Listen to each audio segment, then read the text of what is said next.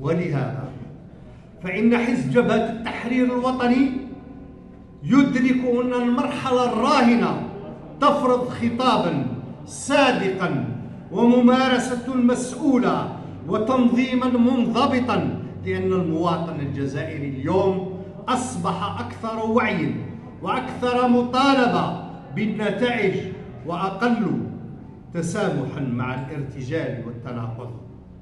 إن التحول من شرعية التاريخ إلى شرعية الإنجاز هو التحدي الحقيقي للأحزاب ذات الجذور النضالية، وحزب جبهة التحرير الوطني واعي بأن الحفاظ على مكانته الوطنية يمر عبر إثبات قدرته على المساهمة الفعلية في حل مشكلات المجتمع والدفاع بعجلة التنمية عبر منتخبين في المجالس المحلية.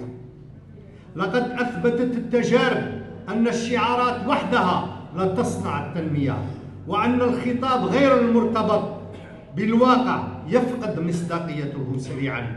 ومن هنا يضع الحزب العمل الميداني في صدارة أولوياته، ويعتبر أن المنتخب في صفوفه هو ممثل دولة وخادم المواطن، وهو مسؤول أمام التاريخ.